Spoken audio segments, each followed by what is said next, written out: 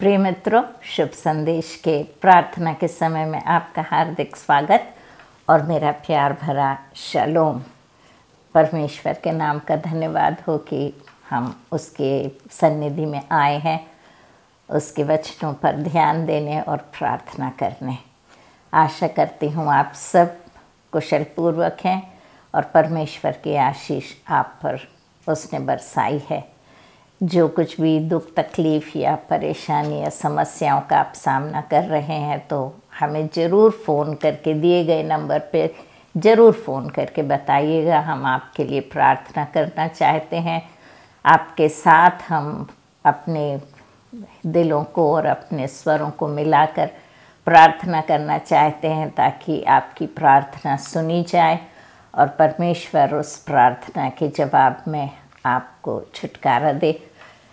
हम परमेश्वर से प्रार्थना करते हैं कि परमेश्वर का हाथ आप पर हो, उसका रक्त आप पर बहाया जाए। परमेश्वर ने हमसे वायदा किया है कि उसके कोड़े खाने से हम चंगे होते हैं और वो अपना वचन भेज कर वायदा करता है। तो हम आइए प्रार्थना करें और अपनी समस्याओं को उसके कदमों में ला के रख दें। परम प्रधान परमेश्वर पिता, हम आपके नाम का धन्यवाद करते हैं कि आप महान हैं, स्तुति के योग्य हैं। परम प्रधान परमेश्वर हैं, प्रार्थना के जवाब देने हारे परमेश्वर हैं। आप सृष्टिकर्ता हैं, हारे परमेश्वर हैं। प्रभु जी, हम अपने श्रोतागणों को आपके कदमों में लाकर रखते हैं और विनती करते हैं कि प्रभु जी आप अपना नेक और मजबूत हाथ बढ़ाकर एक एक पर रखेंगे। हर एक की बीमारी को आप जानते हैं, परेशानी को जानते हैं, समस्या को जानते हैं। प्रभु जी एक एक को प्रभु जी चुनौती दीजिए, हर प्रकार की परेशानी और समस्या से छुटकारा दीजिए, ताकत और हिम्मत दीजिए। हम आपसे विनती करते हैं, आप उनकी अगुवाई करेंगे, हर खतरे से बचा के उन्हें अपनी पनाह में रखेंगे और हर बुराई से परमेश्वर हमेशा उन्हें बचाए रखें। प्रभु जी, आज के वचन को तेरे हाथ में सौंपते हैं, हम अपने आप को तेरे हाथ में सौंपते हैं। विनती करते हैं कि हमें अभिषेकित कर, आँख कान मुँह परमेश्वर तेरे हवाले करते हैं और विनती करते हैं कि ना सिर्फ हम सुनने हारे पर वचन के करने हारे बन सकें। होने दे कि हम तेरे वचन को ठीक तरह से समझ सकें, अपने हृदय में परमेश्वर उसे बसा सकें और उसके अनुसार चल सकें। आशीषों के लिए धन्यवाद देते हुए प्रभु यीशु मसीह के मधुर और मीठे नाम में प्रार्थना मांगते हैं, सुन और ग्रहण कर। आमीन, आमीन और आमीन। मित्रों, हम लूका रचित सुसमाचार और उसका 6वां अध्याय कर रहे हैं और पिछले हफ्ते हमने 37वें आयत से शुरू किया था और हमने देखा था, लिखा है, दोष मत लगाओ तो तुम पर भी दोष नहीं लगाया जाएगा, दोषी ना ठहराओ तो तुम भी दोषी नहीं ठहराए जाओगे, क्षमा करो तो तुम्हें भी क्षमा किया जाएगा, दिया करो तो तुम्हें भी दिया जाएगा। लोग पूरा नाप दबा दबा कर और हिला हिला कर और उभरता हुआ तुम्हारी गोद में डालेंगे, क्योंकि जिस नाप से तुम नापते हो उसी नाप से तुम्हारे लिए नापा जाएगा। और ये जब मैं पढ़ रही थी कि जिस नाप से तुम नापोगे उसी नाप से तुम्हारे लिए नापा जाएगा, तो मुझे एक कहानी याद आती है जो पहले शायद मैंने आपको बताई हो, लेकिन इस समय फिर से एक बार बताना चाहूँगी। राजा था जो अपने हाथी पर बैठकर सवारी करता था और गांव में निकलता था हाथी पे बैठ के, और सारे लोग सड़क के दोनों तरफ खड़े होकर राजा की जय चिल्लाते थे। और उसी सड़क पर एक भिखारी भी बैठा करता था और उस भिखारी ने सोचा कि राजा की सवारी आज निकलेगी और मैं राजा से कुछ भीख मांगूंगा, हो सकता है राजा कोई बड़ी भीख दे दे, कोई बड़ी इनाम देकर चले जाए और उसका कल्याण हो जाए। और जब राजा उसके सामने से निकल रहा था तो उसने अपना कटोरा उठाया और राजा की तरफ बढ़ाते हुए कहा, राजा कुछ भीख मिल जाए। और जब उसने कहा तो राजा ने एक हाथी के ऊपर से बैठे हुए अपना हाथ बढ़ाया और कहा कि तुम मुझे क्या देते हो।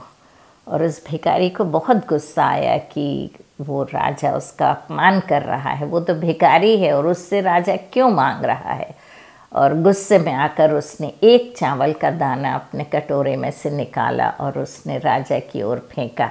राजा ने हाथ में उस दाने को पकड़ लिया और राजा ने भी उस भिखारी की तरफ कुछ फेंका जो उसने अपने कटोरे में उसे पकड़ लिया। और जब उसने देखा तो एक दाना सोने का चावल का दाना उसके कटोरे में उसे दिखा। तब उसे बहुत अफसोस हुआ, पछतावा हुआ कि काश मैंने पूरा कटोरा भर के चावल जो मेरे पास था मैंने राजा को दे दिया होता तो एक कटोरा सोने के दाने आज मुझको मिल जाते। सच में मित्रों, जो यहाँ लिखा है, जिस नाप से तुम नापोगे उसी नाप से तुम्हारे लिए नापा जाएगा। परमेश्वर का वचन कहता है कि तुमने मुफ्त में पाया है और मुफ्त में दो। और हम कंजूसी करते हैं, जब हम दूसरों को देने की बारी आती है तो हम कंजूसी करते हैं। जब हमको मिलने की आस होती है तो हम चाहते हैं कि लोग हमें ज़्यादा दें, लेकिन जब हमें देना पड़ता है तो हम अपनी मुट्ठी कस लेते हैं और कम निकाल के देते हैं। एक समय मैं चर्च गई और वो उस समय था जब पैसे की कड़की थी। मैंने नौकरी छोड़ दी थी और उसी समय मिनिस्ट्री में आई थी। एक तनख्वाह में पूरा घर चलाना पड़ता था, फीस बच्चों की और खाने पीने का और किराया सब कुछ मिल मिला के काफ़ी हो जाता था और पैसा बहुत कम रहता था। तो मैं चर्च गई और चर्च जाके मैं जब बैठी थी और चंदे का समय आया और मेरे पास 60 रुपया था उस दिन। और वो 60 रुपये 50 का एक नोट था और 10 का एक नोट था। वो 50 का नोट था दिन के लिए सब्जी वगैरह लेने के लिए उस दिन के लिए, और 10 रुपया और ऑटो के लिए था। घर से काफ़ी दूर था चर्च हमारा, तो ऑटो के लिए और साग सब्जी के लिए वो 50 रुपया रखी थी मैं, और 10 रुपया रखी थी कि मैं चंदे में डालूंगी। ये बहुत पुरानी बात है जब 10 रुपया चंदे में डालते थे। आजकल तो 10 रुपया चंदे में नहीं डालते, बढ़ के डालते हैं। करीब 80s या 90s की बात कर रही हूँ मैं। और उस समय मैं जब चंदा की थैली आई पास तो मैंने जल्दी से पर्स खोला और 10 रुपया निकालने की कोशिश की, लेकिन मेरे हाथ में 50 रुपया आ गया। और जब 50 रुपया आया तो बाहर मैंने निकाला और वो जो लड़का लेके आया था थैली वो देख रहा था। अब वो देख रहा था तो मुझे ख़राब लगा कि मैं ये 50 रुपया अंदर रख के और 10 रुपया फिर से निकाल के डालूं, तो वो बात मुझे ख़राब लगी। तो मैंने वो 50 रुपया डाल दिया। अब मुझे नहीं मालूम था कि मैं घर कैसे जाऊंगी। मेरे पास सिर्फ 10 रुपया था, अभी ऑटो के लिए चाहिए था, सब्जी भाजी लेने के लिए चाहिए था, और केवल 10 रुपया मेरे पास बचा था। और मैंने डाल दिया। मैंने कहा अब जो कुछ होगा देख ही जाएगी। और जैसे ही वो थैली आगे गई, और उस दिन मुझे लग रहा था कि आखिर परमेश्वर ने क्या दिया है। तो मित्रों, ये बात हम याद रखें कि जब हम जिस नाप से हम नापते हैं उसी नाप से परमेश्वर हमें वापस नापता है। और कहता है यहाँ पर 38वीं आयत में लिखा है, दिया करो तो तुम्हें भी दिया जाएगा। लोग पूरा नाप दबा दबा कर, हिला हिला कर और उभरता हुआ तुम्हारी गोद में डालेंगे, क्योंकि जिस नाप से तुम नापते हो उसी नाप से तुम्हारे लिए नापा जाएगा। तो जब हम दूसरों को देने के लिए हम हाथ आगे बढ़ाते हैं तो हम अपने हाथ को पीछे ना खींचें, वरन उदारता से हम लोगों को देना सीखें। जो ज़रूरत में है हम उसकी सहायता करने से पीछे ना हटें, क्योंकि परमेश्वर हमसे प्यार करता है और परमेश्वर हर एक को आशीष देता है, चाहे वो बुरा हो या भला हो, उसे आशीष देता है। और परमेश्वर की आशीष बहुत बड़ी होती है। आज जो हम जिंदा हैं और आज जो हमारे सिर पे छत है, परमेश्वर हमें भोजन दे रहा है, तन पे हमारे कपड़े हैं, ये सब आशीषें उसने हमें दी हैं। और हमारे पास जो आशीष है उसे हम दूसरों के साथ बांटना ना भूलें, कंजूसी ना करें। हम बचा बचा के रखते हैं और फिर कोई फ़ायदा नहीं। हम दूसरों को जो देते हैं उसका फल हमें ऊपर मिलता है, लेकिन हम जो संजो कर रख छोड़ते हैं और हम ये दुनिया छोड़ के चले जाते हैं तो उसका कोई हिसाब किताब नहीं रहता। इसलिए हम कंजूसी ना करें, दूसरों को देने से पीछे ना हटें, उदारता से दें, क्योंकि परमेश्वर ने कहा है कि यदि हम देंगे तो उसी नाप से हमारे लिए नापा जाएगा। जो जमा करके रखता है, लिखा है कि जब वो लोगों को मन्ना मिलती थी तो परमेश्वर ने कहा एक दिन का मन्ना बटोर के ले जाओ, और वो लेके गए, सब बटोर के ले गए। और लिखा है जिसने कम बटोरा उसे कमी नहीं हुई, और जिसने ज़्यादा बटोरा उसका ज़्यादा नहीं हुआ। और जब परमेश्वर ने कहा था कि एक दिन का बटोरना, कोई 2 दिन का बटोर के ले आए, और जब 2 दिन का बटोर के लाए तो उसमें कीड़े पड़ गए। तो परमेश्वर कहता है नियत अपनी साफ रखो, और जब हम अपनी नियत साफ रखेंगे और उदारता से देंगे तो परमेश्वर हम पर आशीष उंडेलेगा। तो मित्रों, देना सीखिए, दूसरों को देने से हमें आशीष मिलती है।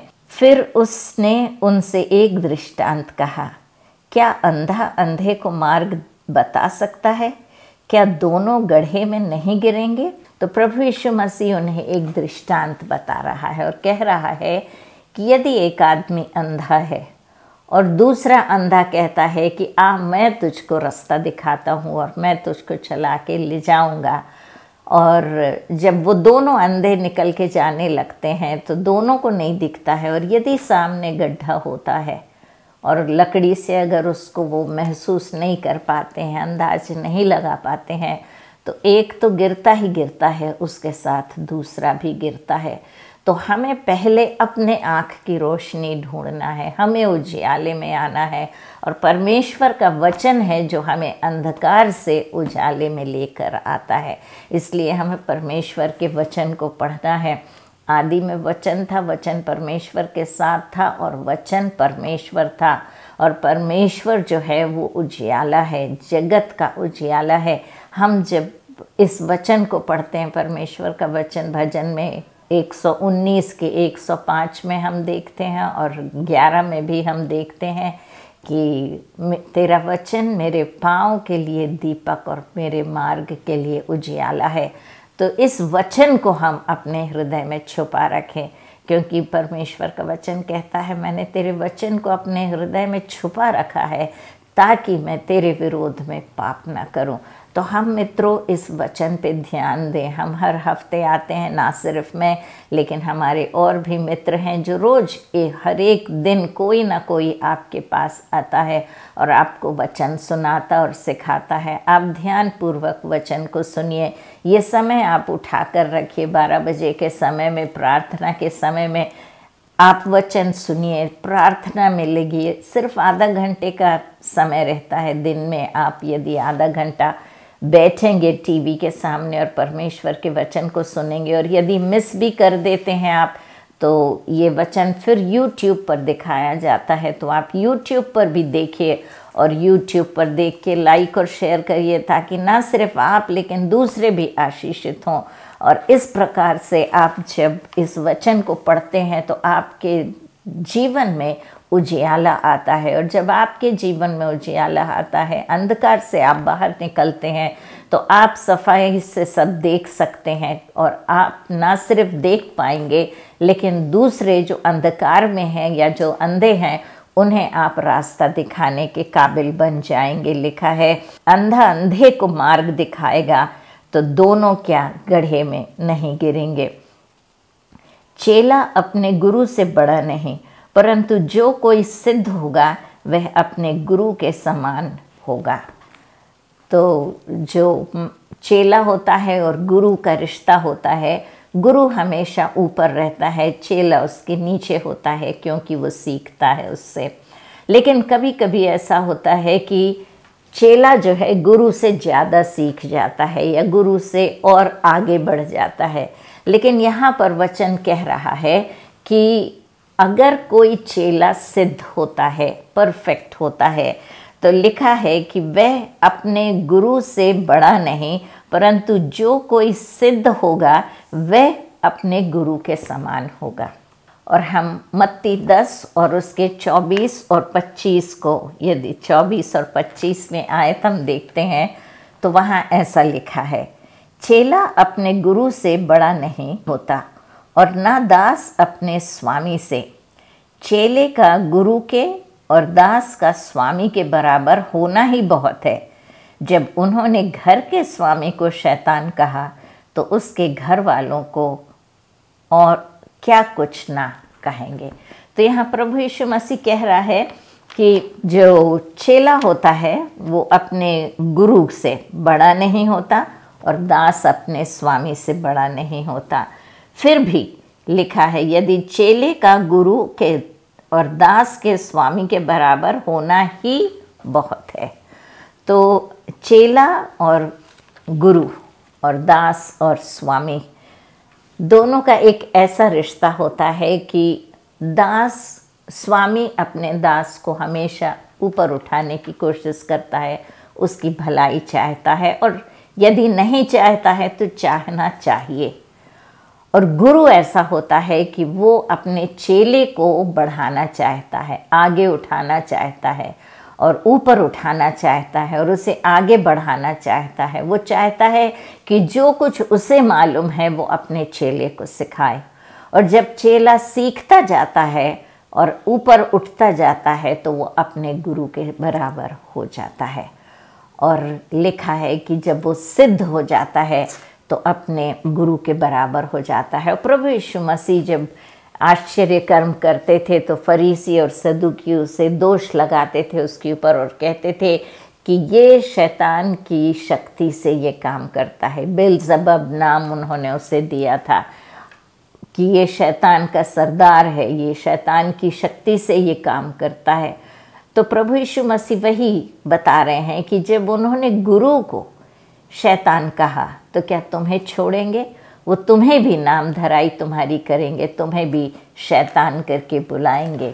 और हमें इससे बुरा नहीं मानना है, लेकिन परमेश्वर का काम जारी रखना है। लिखा है, चेला अपने गुरु से बड़ा नहीं परंतु जो कोई सिद्ध होगा वह अपने गुरु के समान होगा।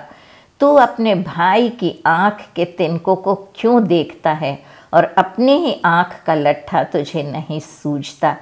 जब तू अपनी ही आँख का लट्ठा नहीं देखता तो अपने भाई से कैसे कह सकता है, हे भाई ठहर जा, तेरी आँख से तिनके को निकाल दूं? हे कपटी, पहले अपने आँख से लट्ठा निकाल, तब जो तिनका तेरे भाई की आँख में है उसे भली भांति देखकर निकाल सकेगा। मित्रों, दूसरों का दोष हमें सफाई से नज़र आता है, हमारी खुद की गलती हमें नज़र नहीं आती।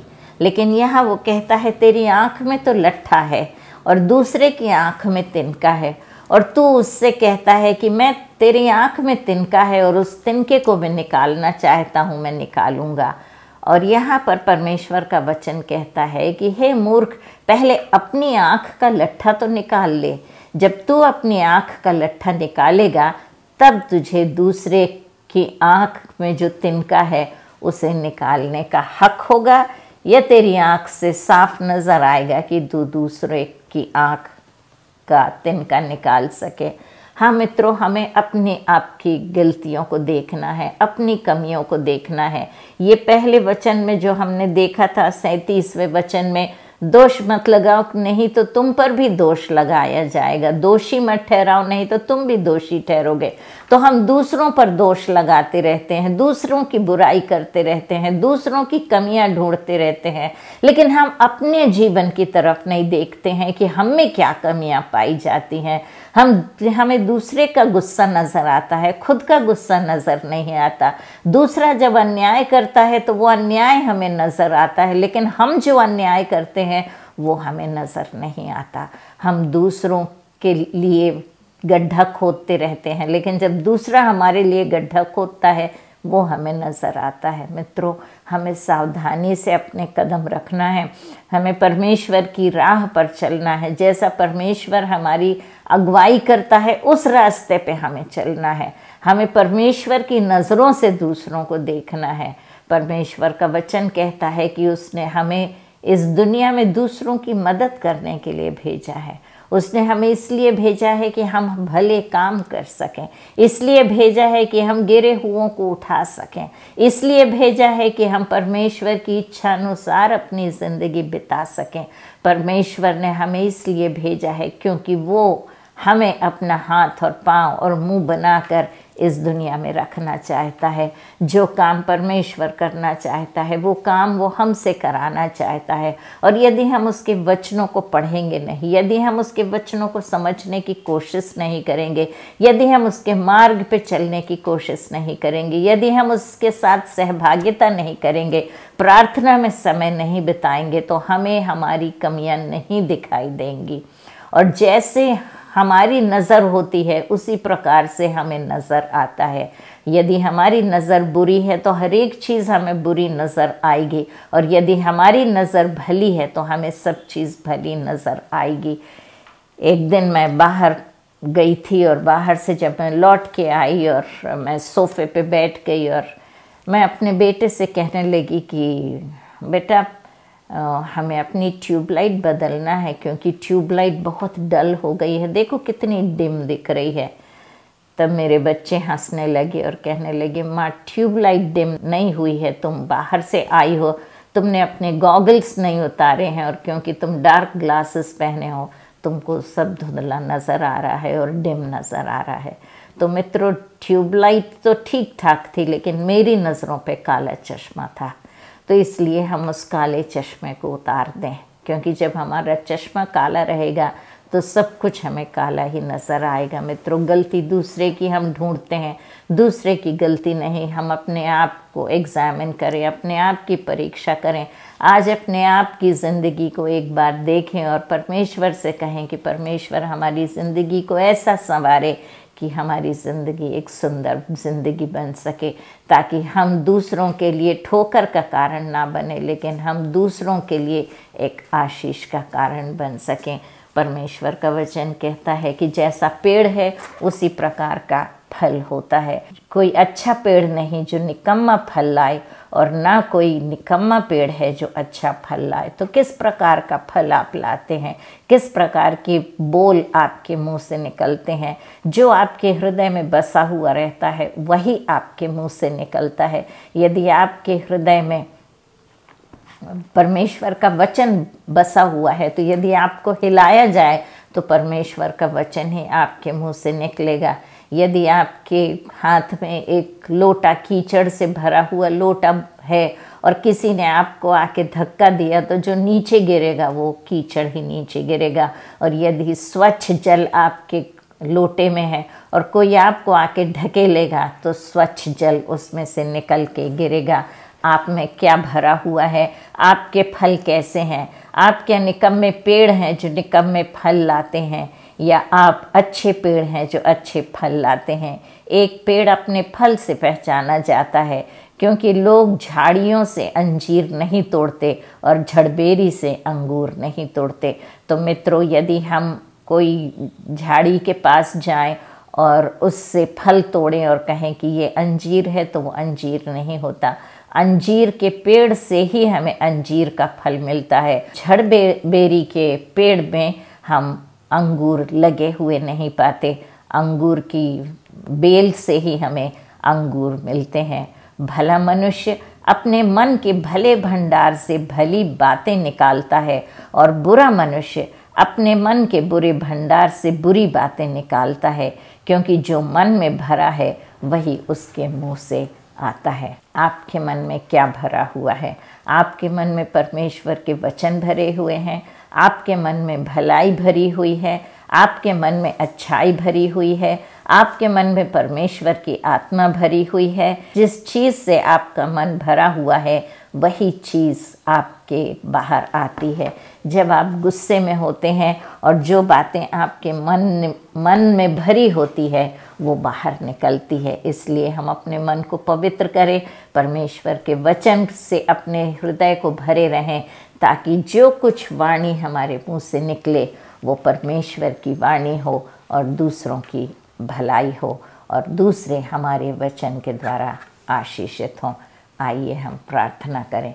परम प्रधान परमेश्वर पिता, हम आपके नाम का धन्यवाद देते हैं, अपने आप को आपके हवाले करते हैं। परमेश्वर, तेरा वचन जो कहता है कि हम देना सीखें, हम कंजूसी ना करें लेकिन देना सीखें। और परमेश्वर, हम अंधे बने हुए दूसरों को चलाने की कोशिश ना करें, परंतु हम खुद उजियाले में आ जाएं, तेरे वचनों को पढ़ें और उजियाले में आए, तेरी राह पर हम चल सकें परमेश्वर पिता। और होने दे कि हम अच्छे फल लाने वाले पेड़ बन सकें, क्योंकि हमारी पहचान जिस प्रकार के फल हम लाते हैं, जिस प्रकार की वाणी हम बोलते हैं, जिस प्रकार का हमारा चाल चलन होता है, उसी से लोग पहचानते हैं कि हम किस प्रकार के पेड़ हैं, भले हैं या बुरे हैं, निकम्मे हैं या अच्छे हैं। होने दे परमेश्वर कि हम दूसरों के लिए श्राप का कारण नहीं, उनके पतन का कारण नहीं, परंतु परमेश्वर पिता उनके आशीष का कारण और उनके उत्थान का कारण बन सकें। हम पर अपनी आशीष का हाथ रख, ताकि हम दूसरों के लिए एक आशीष का कारण बन सकें। तेरी सारी नियामतों के लिए हम हृदय से तुझे धन्यवाद देते हुए प्रभु यीशु मसीह के प्यारे और मीठे नाम से ये प्रार्थना मांगते हैं। सुन और ग्रहण कर। आमीन, आमीन और आमीन। जय मसीह के मित्रों, परमेश्वर आपको बहुत बहुत आशीष दे। अगले हफ्ते फिर मिलेंगे, तब तक के लिए परमेश्वर की आशीष आप पर बनी रहे। आमीन।